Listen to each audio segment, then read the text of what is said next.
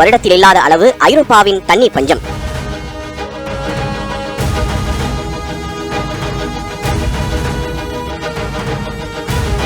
உள்கட்டமைப்புகளையே உருக்கும் அளவிற்கான இங்கிலாந்தின் வெப்பம். இதற்கெல்லாம் பருவநிலை மாற்றமே காரணம் என விவாதங்கள் எழுந்து கொண்டிருக்க, தற்போது பாகிஸ்தானும் அதில் சிக்கும் அவலநிலை ஏற்பட்டுள்ளது. பாகிஸ்தானையே புரட்டி போட்டுக் கொண்டிருக்கும் பெருவெள்ளம் இயற்கையினால் உருவானது அல்ல, இது பருவநிலை மாற்றத்தின் காரணமாக ஏற்பட்டவை என்று பாகிஸ்தான் அரசே தெரிவித்தது பருவநிலை மாற்றம் மீதான கவனத்தை தற்போது அதிகரிக்க செய்துள்ளது. கடந்த ஆண்டுகளை விட தற்போது வெயில் அதிகமாக இருக்கிறதே என நீங்கள் நினைத்திருக்கக்கூடும். இது மழைக்காலம் இல்லையே, இப்போது ஏன் மழை பெய்கிறது என்று நீங்கள் வினவி இருக்கக்கூடும். திடீரென வெயில் அடிக்கிறது, திடீரென மழை பெய்கிறது என குழப்பத்தில் ஆழ்ந்திருக்கக்கூடும். மழைக்காக காத்திருக்கும் பயிர்கள் எதிர்பாரா வெயிலில் காயும் காட்சிகளை பார்க்கிறோம். வெயில் தேடி அலையும் நேரத்தில் விளைநிலங்கள் மழைநீரில் மூழ்கும் அவலத்தையும் காண்கிறோம். இது என்ன இயற்கையின் விந்தை என்று மனிதன் இயற்கையை கை காட்ட, இந்த மாற்றமெல்லாம் உங்களால் தான் என இயற்கை மனிதனை கை காட்டுகிறது. அதுவே காலநிலை மாற்றமும் அதன் விளைவாய் ஏற்பட்ட புவி வெப்பமயமாதல் என்ற ஆபத்து நிலையும். மனிதனுக்கும் பூமிக்கும் இடையேயான சமநிலை தவறியதன் விளைவாகவே இதுபோன்ற காலநிலை மாற்றம் ஏற்படுகிறது. சமீபத்தில் பாகிஸ்தானில் இயற்கையாடும் கோரத்தாண்டவம் அதற்கு சாட்சியாகவே இருக்கிறது. இந்தியாவின் அண்டை நாடான பாகிஸ்தானில் தென்மேற்கு பருவமழை தொடங்கிய நிலையில் எதிர்பார்த்ததற்கும் மேலான மழை பொழிவால் பாகிஸ்தானே வெள்ளக்காடாக மாறியுள்ளது. கடந்த 3 மாதங்களாக அங்கு பொழியும் தொடர்மழையால் உயிரிழப்பும் பொருட்சேதமும் நாளுக்கு நாள் அதிகரித்து வருகிறது.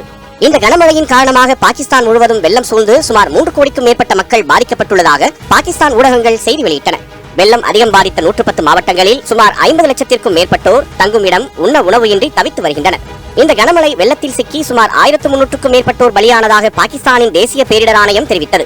செப்டம்பர் 3ஆம் தேதி முதல் 4ஆம் தேதி வரை 24 மணி நேரத்தில் 29 பேர் இறந்ததாக தேசிய பேரிடர் மேலாண்மை ஆணையம் அதிர்ச்சி ரிப்போர்ட் ஒன்றை வெளியிட்டது.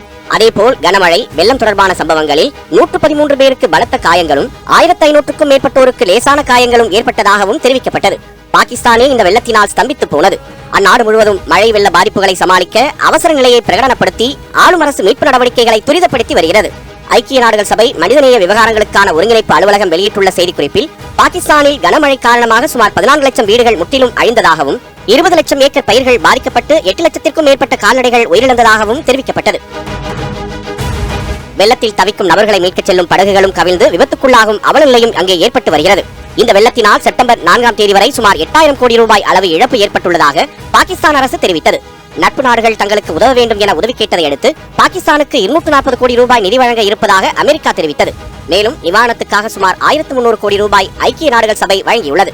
பாகிஸ்தானின் பெரும்பான்மையான மக்கள் சிந்து நதி அருகே வாழ்வதனால் பருவமழையின் போது வெள்ளத்தினால் சிக்கும் அபாயமும் அதிகம் உள்ளது. இந்த சூழலில்தான் பாகிஸ்தானின் வெள்ள பாதிப்பு ஏற்பட்ட பகுதிகளின் செயற்கைக்கோள் படங்களை நாசா வெளியிட்டது. ஆகஸ்ட் 28ஆம் தேதி எடுக்கப்பட்ட இந்த படத்தில் சிந்து நதியிலிருந்து கரை ஓடிய வெள்ளம் எவ்வாறு சுமார் 100 கிலோமீட்டர் வரை உள்ள நிலப்பகுதிகளில் சேதத்தை ஏற்படுத்தியது என்பதை அது தெள்ளத் தெளிவாய் விளக்கியது. வெள்ளத்தினால் ஏற்பட்ட பாதிப்பும் சேதமும் ஒருபுறம் இருக்க, வெள்ள பாதிப்பின் காரணமாக பாகிஸ்தான் அரசு கொடுத்த விளக்கம்தான் முக்கிய கவனம் பெற்றது. பாகிஸ்தானையே முடக்கி போட்டுள்ள இந்த வெள்ளம் இயற்கையினால் உருவானதல்ல, இது மனித தவறுகளால் காலநிலை மாற்றத்தின் காரணமாக ஏற்பட்டவை என்று பாகிஸ்தான் அரசு கூறியது உலகெங்கும் அதிர்ச்சியை ஏற்படுத்தியது. ஆனால் ஐக்கிய நாடுகள் சபையும் இதையே சுட்டிக்காட்டியது. காலநிலை மாற்றமும் அதனால் ஏற்படும் பாதிப்புகளுக்கும் முக்கிய ஹாட்ஸ்பாட்டுகளில் ஒன்றாக தெற்காசியா விளங்குகிறது. மேலும் இந்த ஹாட்ஸ்பாட்டுகளில் வாழும் மக்கள் காலநிலை மாற்றத்தின் தாக்கங்களால் இறப்பதற்கான வாய்ப்பு 15 மடங்கு அதிகம். உலக நாடுகளை விழித்துக் கொள்ளுங்கள் என்று ஐக்கிய நாடுகள் சபையின் பொதுச் செயலாளர் ஆண்டோனியோ குட்ரெஸ் குரல் எழுப்பியுள்ளார். பாகிஸ்தான் ஏழை நாடு, அதனாலேயே ஒரு வெள்ளத்தால் இந்த அவலம் என நீங்கள் நினைக்கலாம். ஆனால் வரலாறு காணாத மழை ஏழை நாடுகளை மட்டுமல்ல எந்த நாட்டையும் அழித்துவிடும் என்பதே காலநிலை ஆராய்ச்சியில் ஈடுபடும் விஞ்ஞானிகளின் கருத்தாக இருக்கிறது. பூமி வெப்பத்தின் முக்கிய காரணிகளில் ஒன்றான கிரீன் ஹவுஸ் வாயுக்களில் 1% குறைவான பங்களிப்பையே பாகிஸ்தான் வழங்குகிறது. ஆனாலும் பாகிஸ்தான் காலநிலை மாற்றத்தால் மிகவும் பாதிக்கப்படக்கூடிய நாடாக திகழ்வதே ஆச்சரியம். அதற்கு பல்வேறு காரணங்களும் உண்டு. உலக வரைபடத்தில் பாகிஸ்தான் 2 முக்கிய வானிலை அமைப்புகளை எதிர்கொள்ளும் ஒரு இடத்தில் அமைந்துள்ளது. வருடத்தின் தொடக்க காலத்தில் அதிக வெப்பநிலை மற்றும் வறட்சியை ஏற்படுத்தும் ஒரு வானிலையும், வருடத்தின் 2ஆம் பகுதியில் அதிகப்படியான பருவமழையை கொண்டதுமாக இருக்கிறது. பாகிஸ்தானில் ஏற்பட்ட அதீத மழைக்கு காரணம் புவி வெப்பமயமாதலின் விளைவு என்பதற்கு அறிவியல் ரீதியான விளக்கமும் உண்டு. புவி வெப்பமயமாதலின் காரணமாய் காற்றின் வெப்பமும் கடல் நீரின் மீதான வெப்பமும் அதிகரிக்கிறது. கடல் நீரின் மீதான அதிக வெப்பத்தின் தாக்கத்தினால் நீர் ஆவியாகும் அளவும் அதிகரிக்கிறது. அதிக வெப்பம் கொண்ட காற்று அதீத ஈரப்பதத்தை சேமிக்கும் திறன் கொண்டதால் அதன் விளைவாகவே அளவுக்கு அதிகமான மழையும் பொழிய அது வழிவகை செய்கிறது. இதுவே புவி வெப்பமயமாதலுக்கும் காலநிலை மாற்ற அதே சமயம் அதிக மழைக்கும் காரணமாக அமைகிறது. இதற்கு சாட்சியாகவே பாகிஸ்தானின் அதீத மழையும் வெள்ள பாதிப்பும் அமைந்துள்ளது. இது மட்டுமல்ல, பாகிஸ்தான் பருவநிலை மாற்ற விளைவுகளுக்கு ஆளாகக்கூடிய வேறு காரணமும் உள்ளது. அதுதான் பனிப்பாறைகள். பாகிஸ்தானின் மலைகளில் உள்ள பனிப்பாறைகள் இந்த காலநிலை மாற்ற பாதிப்பில் முக்கிய பங்கு வகிக்கின்றன. பாகிஸ்தானின் கில்கிட் பல்திஸ்தான் மற்றும் கைபர் பக்துன்க்வா பகுதிகளில் உள்ள பனிப்பாறைகள் வேகமாக உருகி வருவதாகவும் அதனாலேயே ஏரிகளின் எண்ணிக்கை 3000 அதிகரித்துள்ளதாகவும் ஐநா வளர்ச்சி திட்டக்குழு ஊடகம் ஒன்றிற்கு தெரிவித்தது. அதில் 33 ஏரிகள் உடைந்து வெள்ளப்பெருக்கு ஏற்படும் அபாய நிலையில் உள்ளதாகவும் அதனால் லட்சக்கணக்கானோர் பாதிக்கப்படும் நிலை உள்ளதாகவும் கடந்த சில மாதங்களுக்கு முன் ஐநா குழு எச்சரித்தது. அதுவே தற்போது நடந்தேறியும் உள்ளது. பொதுவாக ஜூன் முதல் ஆகஸ்ட் வரை பெய்யும் இந்த மழை கடந்த 30 ஆண்டுகளை விட தற்போது கிட்டத்தட்ட 190% அதிகம் பெய்துள்ளதாக புள்ளி விவரங்களும் வெளியிடப்பட்டது. இது காலநிலை மாற்றத்தின் தாக்கமே என்று வேறென்ன என்ற கேள்வியும் எழுப்பப்பட்டது. ஆனால் இந்த தாக்கமும் அழிவும் பாகிஸ்தான் போன்ற வளர்ந்து வரும் நாடுகளுக்கு மட்டுமல்ல, கட்டமைப்புகளில் தங்களை பணக்கார நாடுகளாக காட்டிக்கொள்ளும் நாடுகளுமே கூட இது போன்ற பேரழிவு வெள்ளத்தில் மூழ்கடிக்கப்படும் என்று கூறுகிறார் பருவநிலை தாக்க விஞ்ஞானி ஃபஹத் சயீத். 2021 ஜூலையில் ஜெர்மனி மற்றும் பெல்ஜியத்தில் ஏற்பட்ட வெள்ள பாதிப்பே அதற்கு சான்றாய் அமைகிறது. காலநிலை மாற்றத்தின் காரணமாக இந்தியாவில் கோடை காலத்தில் சராசரி மழைப்பொழிவு அதிகரிக்கும் எனவும் தி போட்ஸ்டாம் இன்ஸ்டிடியூட் ஆஃப் கிளைமேட் இம்பாக்ட் ரிசர்ச்சின் அஞ்சா கட்சன்பெர்கர் விளக்குகிறார். பாகிஸ்தானும் இந்தியாவும் மட்டுமல்ல, உலகின் எத்தனை பெரிய நாடாய் ஆயினும் பருவநிலை மாற்றத்திலிருந்து தப்பப்போவதில்லை என்பதே காலநிலை ஆராய்ச்சியாளர்களின் கூற்றாக இருக்கிறது. அவர்கள் கூறுவது 100% உண்மை என்பதையே இதுவரையிலான இயற்கை நிகழ்வுகளும் நமக்கு தெரிவிக்கின்றன. சொல்லப்போனால் பாகிஸ்தானின் பெருவெள்ளம் என்பது பெருங்கடலின் ஒரு சிறு துளி போலத்தான். பருவநிலை மாற்றத்தால் உலகம் முழுவதும் ஏற்படும் விளைவுகளை கற்பனை செய்து கூட பார்க்க பூமிக்கென்று ஒரு சராசரி வெப்பநிலை உண்டு. அதுவே இங்குள்ள உயிரினங்களின் வாழ்வியலுக்கு அடித்தளமாய் அமைகிறது. அந்த வெப்பநிலை நாளுக்கு நாள் அதிகரிக்கும் போது பூமியின் இயற்கை சமநிலை பாதிப்புக்குள்ளாகி அதுவே அழிவை ஏற்படுத்த தொடங்குகிறது. பூமியில் ஏற்படும் பல்வேறு வகையான மாசுக்களால் கிரீன் ஹவுஸ் கேஸ் எனப்படும் கார்பன் டை ஆக்சைடு, மீத்தேன் போன்ற வளிமண்டலத்தின் வாயுக்கள் அளவு அதிகரித்து அதனால் ஓசோன் படிமத்தின் தடிமன் குறைந்து அதன் விளைவாக சூரியனிலிருந்து பூமிக்குள் நுழையும் வெப்பம் அதிகரிப்பதே பூமியின் வெப்பத்தை அதிகரிக்க செய்கிறது. இதுவே பூமி வெப்பமயமாதல். சுருக்கமாக, ஓசோனில் ஓட்டை விழுந்ததே வெயில் தாக்கம் அதிகரிக்க காரணம் என பலரும் கூற நாம் கேட்டிருப்போம். பூமியின் வெப்பம் அடுத்த 5 வருடங்களில் 1.5 டிகிரி செல்சியஸ் அதிகமாகும் என்றும் அது காலப்போக்கில் மென்மேலும் அதிகரிக்கும் வாய்ப்புள்ளதாகவும் ஜெனீவாவில் உள்ள வானிலை அமைப்பு வெளியிட்ட அறிக்கை தெரிவித்தது. பாரிஸ் ஒப்பந்தத்தை பொறுத்தவரை 1.5 டிகிரி செல்சியஸில் இருந்து 2 டிகிரிக்கு வெப்பம் அதிகரிக்காமல் இருக்க உலக நாடுகள் ஒன்றிணைந்து அதற்கான ஆராய்ச்சிகளையும் முன்னெச்சரிக்கை நடவடிக்கைகளையும் தொடங்க வேண்டும் என்பதையே கருவாக கொண்டுள்ளது. இதுவரை பாரிஸ் ஒப்பந்தத்தில் இணையாத நாடுகளும் தற்போது அதில் தங்களை இணைத்துக் கொள்ள முன் வருகின்றன. இப்படி உலக நாடுகளே தற்போது காலநிலை மாற்றம் குறித்து பேசத் தொடங்க காரணம் கடந்த சில வருடங்களில் அதன் விளைவுகளை அவர்கள் அதிகம் சந்திக்க தொடங்கியதாலேதான். பல ஆண்டுகளாய் கொஞ்சம் கொஞ்சமாக இந்த காலநிலை மாற்றம் ஏற்பட்டாலும் அதனை உலக மக்களும் கவனிக்கும் அளவிற்கு கவனத்தை ஈர்த்தது ஒரு சிறுமியின் குரலால் தான். தனது 16 வயதில் பருவநிலை மாற்றத்திற்கு எதிரான போராட்டத்தை தொடங்கிய கிரேட்டா தன்பர்க் ஐநாவில் நடந்த பருவநிலை மாநாட்டில் உலக நாடுகளின் தலைவர்களை கடுமையாக சாடினார். உங்களுக்கு எவ்வளவு தைரியம்? சுற்றுச்சூழல் பாதுகாப்பின் மீது எந்த நடவடிக்கையும் எடுக்காமல் எப்படி உங்களால் அமைதியாக இருக்க முடிகிறது? உங்கள் வெற்று வார்த்தைகளால் என் போன்ற வருங்கால தலைமுறையினரின் கனவுகள் பாழாய் போகின்றன என்று கடுமையாக சாடினார். அந்த சிறுமியின் வார்த்தைகள் உலக கவனத்தையே ஈர்த்தது. பருவநிலை மாற்றம் தொடர்பான விவாதத்தையும் உலகம் முழுவதும் அது தொடங்கி வைத்தது.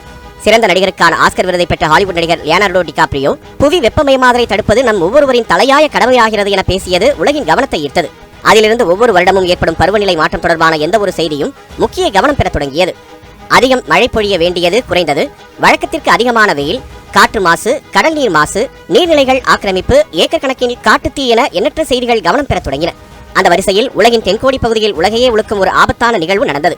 2021 ஆண்டு மே மாத இறுதியில் பனியால் உருவான அண்டார்டிகாவில் உலகிலேயே மிகப்பெரிய பனிப்பாறைகளில் ஒன்றான ரோனியே 68A என்ற பனிப்பாறை 2ஆக உடைந்ததாக அதிர்ச்சி தகவல் வெளியானது. 170 கிலோமீட்டர் அகலமும் 25 கிலோமீட்டர் அகலமும் கொண்ட உடைந்த பனிப்பாறை A76 என அழைக்கப்பட்டது. அதே ஆண்டு ஜூன் 1ஆம் தேதி ஐஸ்லாந்து கடல் பகுதியில் சுமார் 750 சதுர கிலோமீட்டர் பனிப்பாறைகள் மேற்பரப்பினை இழந்து தடிமன் குறைந்துள்ளதாக ஆய்வு முடிவுகள் வெளியாகின. அதே மாதத்தின் இறுதியில் கிழக்கு அண்டார்டிகாவில் உள்ள அமெரி ஐஸ் படுகையில் ஒரு பெரிய ஏரி திடீரென மறைந்து 4 சதுர மைல் பள்ளத்தையும் 260 அடி ஆழத்தையும் உருவாக்கி பலரையும் அதிர்ச்சிக்குள்ளாக்கியது. பூமியின் வெப்பநிலை அதிகரிப்பே பனிப்பாறை உடைய முக்கிய காரணம் என்றும் கூறப்பட்ட நிலையில் அந்த நிகழ்வு சூழலியல் ஆர்வலர்கள் கவனத்தை ஈர்த்தது. அது மட்டுமின்றி 2021 மட்டுமே நடந்த அடுத்தடுத்த சம்பவங்களும் பருவநிலை மாற்றம் குறித்த பயத்தை மேலும் அதிகரித்தன. கடலில் உள்ள பனிப்பாறைகளின் மீதான வெப்பத்தின் தாக்கம் இப்படி என்றால் நிலப்பரப்பில் வெப்பத்தின் தாக்கம் மேலும் மோசமாக இருந்தது. 2021 ஜூன் மாத இறுதி முதல் ஜூலை மாதம் முதல் பகுதி வரை வெப்பம் மனித உயிர்களை காவு வாங்க ஆரம்பித்தது. கனடாவில் வரலாறு காணாத வகையில் 49.6 டிகிரி செல்சியஸ் வெப்பம் அதிகரிக்க வான்கூவர் என்ற நகரில் மட்டும் ஒரே வாரத்தில் கிட்டத்தட்ட 65 பேர் வெப்பத்தால் உயிரிழந்ததாக செய்திகள் வெளியாகி அதிர்ச்சியை ஏற்படுத்தியது. நாங்கள் அனைத்து ஜன்னல்களுக்கும் கருப்பு வண்ணம் பூசிவிட்டோம், 24 மணி நேரமும் ஃபேன் ஏசியை ஓட வைத்துக் கொண்டே இருக்கிறோம், வீட்டுக் கூரைகளின் மேல் ஐஸை நொறுக்கி மூட்டை மூட்டையாக தெளிக்கிறோம் என்று அப்பகுதி மக்கள் தங்களை தயார்படுத்திக் கொள்ளும் அளவிற்கு வரலாறு காணாத அளவு வெப்பம் கனடாவை வாட்டியது. மேற்கே ஏற்பட்ட இந்த அதீத வெப்ப அலை கனடாவை தொடர்ந்து பிரிட்டிஷ் கொலம்பியாவின் லிட்டனிலும் பெரும் காட்டுத்தீயை உருவாக்கியது. பல வாரங்களாக போராடியும் அடங்காத இந்த காட்டுத்தீயால் அப்பகுதி மக்கள் வெளியேற்றப்பட்டனர். பல இடங்களில் வெப்பக்காற்று புயலாக உருமாறி அவை நெருப்பு புயல் போல காட்சியளித்தன. 2021 ஜூன் மாதம் கனடாவை வாட்டிய அதீத வெப்பம் இந்த வருடம் அதே ஜூன் மாதம் ஸ்பெயினை தாக்கத் தொடங்கியது. முதல் வெப்ப அலை ஜூன் மாதம் தாக்கத் தொடங்கி அது ஜூலை மாதத்தில் இரட்டிப்பானது. ஸ்பெயின் நாட்டை தாக்கிய 40 டிகிரி செல்சியஸுக்கும் மேலான இரண்டாவது வெப்ப அலையின் போது கடந்த ஜூலை 10 முதல் 17ஆம் தேதி வரை மட்டும் 600க்கும் மேற்பட்டோர் உயிரிழந்ததாக செய்திகள் வெளியாகின. அதிக வெப்பம் காரணமாக கோடையில் ஸ்பெயினில் மொத்தம் 1508 பேர் உயிரிழந்ததாக சுகாதார அமைச்சகம் செய்தி வெளியிட்டு அதிர்ச்சியை ஏற்படுத்தியது. இது தொடர்பாக பேசிய உலக சுகாதார அமைப்பின் பொது மற்றும் சுற்றுச்சூழல் சுகாதார இயக்குநர் மரியா நீரா, வெப்ப அலை பாதகமான உடல்நல விளைவுகளுடன் காற்றின் தரத்தை சீரழிக்கிறது என்று தெரிவித்தார். ஐரோப்பாவில் 2003ஆம் ஆண்டு ஏற்பட்ட பெரும் வெப்ப அலையில் சுமார் 70,000 பேர் இறந்ததாக ஐநா செய்திகள் தெரிவித்திருக்கின்றன. நேரடி விளைவுகளை ஏற்படுத்தும் வெப்ப அலைகளால் மட்டுமல்லாமல் காலநிலை மாற்றமும் நமது ஆரோக்கியத்தை பல வழிகளில் பாதிக்கிறது. அதனால் நோய்களின் அதிகரிப்பு போன்ற சுகாதார சிக்கல்களும் ஏற்படுகின்றன. உலக மக்கள் தொகையில் 99% பேர் சுகாதார தரமற்ற காற்றையே சுவாசிக்கிறார்கள் எனவும் அவர் எச்சரித்தார். அதேபோல இங்கிலாந்திலும் வழக்கமானதை விடவும் வெப்பத்தின் தாக்கம் அதிகரிக்க தொடங்கியது. அதிக வெப்பநிலை காரணமாக வெலிங்டன் உட்பட லண்டன் முழுவதும் பல தீ விபத்துக்கள் ஏற்பட தொடங்கியது. வரலாறு காணாத வெப்பத்தால் இங்கிலாந்து நாட்டில் பல உள்கட்டமைப்புகள் உருகும் படங்கள் வெளியாகி வைரலாக தொடங்கின. 500 வருடத்தில் இல்லாத ஐரோப்பிய நாடுகளின் தண்ணீர் பஞ்சம் தொடங்கி பாகிஸ்தான் பெருவெள்ளம் வரையிலும் ஏற்படும் பருவநிலை மாற்றத்தின் தாக்கம் இந்தியாவையும் பாதிக்காமல் இல்லை. வறட்சி, காலம் தவறிய மழை, வெள்ளம், புயல் போன்ற இயற்கை பேரிடர்களால் இந்தியாவுக்கு கடந்த ஓராண்டில் 7 லட்சம் கோடி ரூபாய் அளவு நிகரான தொகை இழப்பு ஏற்பட்டுள்ளதாக உலக வானிலை ஆய்வு மையம் தகவல் வெளியிட்டது. டெல்லி, உத்தரகாண்ட் முதல் கேரளா வரை, குஜராத் முதல் மேற்கு வங்கம் மற்றும் அசாம் வரையிலான மக்கள் வெப்பநிலை அதிகரிப்பு காரணமாக ஏற்பட்டு வரும் பருவநிலை மாற்றங்களை மிக நெருக்கமாக உணர்ந்ததாகவும் தெரிவிக்கின்றனர். பாரிஸ் ஒப்பந்தம் தொடர்பாக இந்தியாவும் தனது பங்கிற்கு பருவநிலை மாற்றத்தை சமாளிக்க பல வாக்குறுதிகளை அளித்தது. 2005ஆம் ஆண்டை ஒப்பிடும்போது 2030ஆம் ஆண்டிற்குள் கார்பன் உமிழ்வை 33 முதல் 35% குறைப்பது என்ற இலக்கு, 2030க்குள் புதுப்பிக்கவல்ல எரியாற்றல் மற்றும் அணுசக்தியிலிருந்து 40% மின்சாரத்தை உற்பத்தி செய்வது, மரங்களை நடுவது, வளிமண்டலத்தில் இருந்து கூடுதலாக 250 முதல் 300 கோடி டன் கரியமில வாயுவை உறிஞ்சக்கூடிய அளவிற்கு மரங்களை 2030ஆம் ஆண்டிற்குள் நடுவது என முக்கிய வாக்குறுதிகளை இந்தியா அளித்தது. சோலார் மற்றும் எலக்ட்ரிக் வாகனங்களை உபயோகிப்பது தொடங்கி பூமியையே விட்டு வேறு கிரகத்தில் சென்று வாழ முடியுமா என இடம் தேடும் அளவுக்கு பருவநிலை மாற்ற மக்களை வாட்டி வதைக்கிறது. இயற்கையால் மனிதர்களுக்கு ஏற்படும் இன்னல்களுக்கு மனிதர்களும் ஒரு காரணம் என உணரும் நாள் வரை இயற்கை சீற்றங்கள் நம்மை நெருங்கிக் கொண்டேதான் இருக்கும்.